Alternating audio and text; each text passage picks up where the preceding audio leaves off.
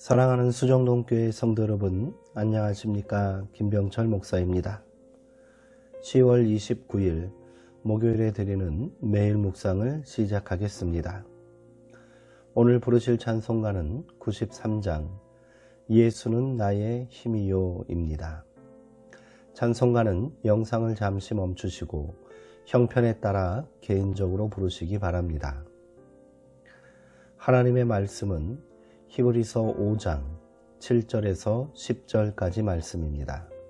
신약성경 357쪽에 있습니다. 이제 제가 하나님의 말씀을 강독하겠습니다. 이것은 하나님의 말씀입니다. 하나님의 말씀에 경청하시기 바랍니다. 그는 육체에 계실 때에 자기를 죽음으로 능히 구원하실 이에게 심한 통곡과 눈물로 간구와 소원을 올렸고 그의 경건하심으로 말미암아 들으심을 얻었느니라. 그가 아들이시면서도 받으신 고통으로 순종함을 배워서 온전하게 되셨은즉 자기에게 순종하는 모든 자에게 영원한 구원의 근원이 되시고 하나님께 멜기세덱의 반차를 따른 대제사장이라 칭하심을 받으셨느니라. 아멘.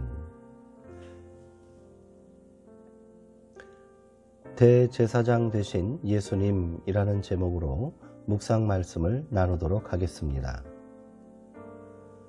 고난을 통해 순종을 배우시고 마침내 완전하게 되신 예수님은 자기에게 순종하는 모든 사람에게 영원한 구원의 근원이 되셨습니다. 예수님께 순종한다는 말은 주님의 길을 자기 길로 삼는다는 말입니다. 그 길은 십자가의 길입니다. 사람은 모두 자기 중심적입니다. 하지만 십자가는 우리를 자기 중심성의 덫에서 풀려나 이웃들 곁으로 나아가게 합니다. 이익에 밝은 사람들이 보기에 십자가는 어리석음 그 자체입니다. 하지만 오직 그 길만이 세상에 평화와 생명을 가져옵니다. 자기를 누군가에게 선물로 주는 행위가 아니고는 평화를 만들 수 없습니다. 사람들은 흔히 불화를 일으키는 이들을 제거하면 평화가 다가오리라 생각하지만 어리석은 생각입니다.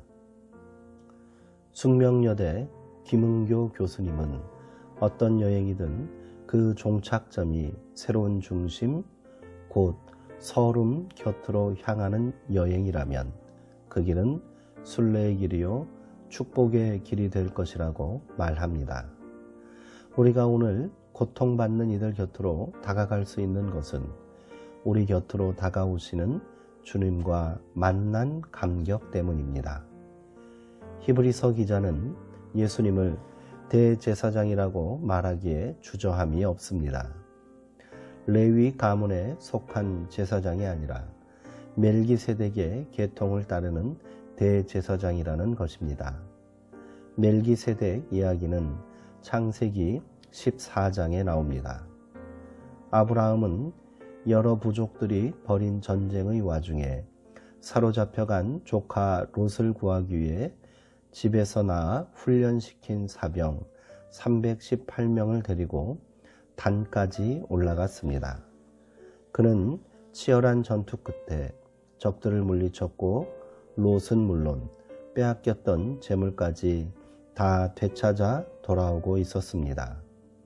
소돔왕은 사회 벌판, 곧 왕의 벌판까지 나와 아브라함을 영접했습니다.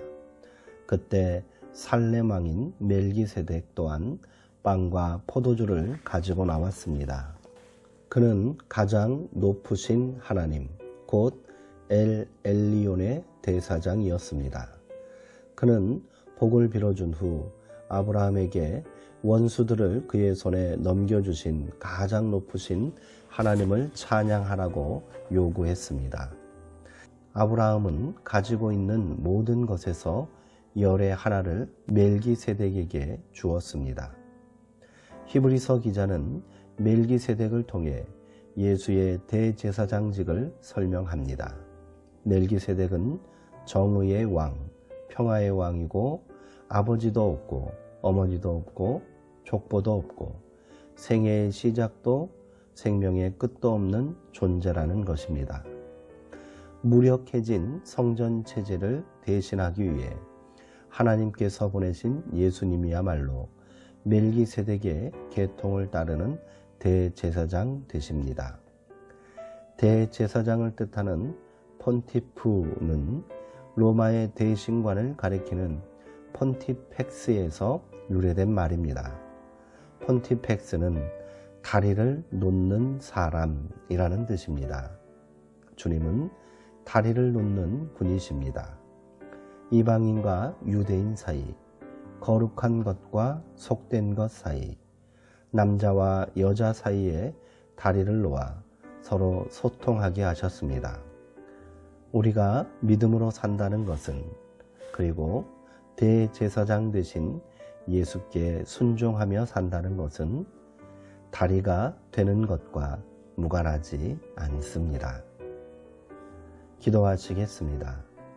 하나님, 세상이 너무 삭막해졌습니다. 서럽고 쓰린 인생길, 서로 긍휼히 여기며 살면 좋으련만 사람들은 사소한 차이에도 과민 반응을 하며 살고 있습니다. 피차 물고 뜯는 세상에서는 아무도 평안을 누릴 수 없습니다. 상처투성이인 우리 마음을 주님 앞에 내려놓습니다. 고치시고 생기를 불어넣어 주실 분은 주님뿐입니다.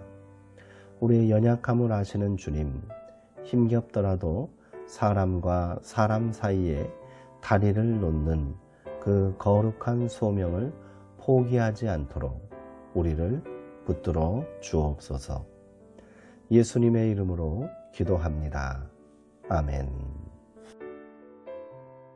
예수님은 우리의 영원한 구원이 되시는 대제사장이라고 칭한 히브리서는 계속해서 이 이유를 설명합니다. 히브리서 기자는 예수님께서 단번에 그리고 완전하게 속죄의 제사를 하나님께 올린 분이라고 고백합니다. 이전의 대제사장들이 집례하던 이례적이고 불완전한 속죄 제사와는 전혀 다른 모습이지요. 예수님께서 대제사장이 되시어 집례하신 제사가 구약시대 이후 계속해서 등장한 여러 대제사장들과 다른 근본적인 이유는 예수님께서 직접 흠없고 정결한 속죄의 제물이 되셨기 때문입니다. 이로써 하나님의 공의가 충족되었고 은총의 시대가 열리게 된 것이지요. 예수님께서 영원토록 우리와 함께 하시기에 그의 속죄 제사는 영원토록 효력이 있는 것입니다. 오늘도 우리 모두가 그 은혜에 감사드리며 생명의 기운이 넘치는 삶을 살아야 하겠습니다. 사랑하는 성도님들, 오늘도 평안하시고요. 주 안에서 강건하시기 바랍니다.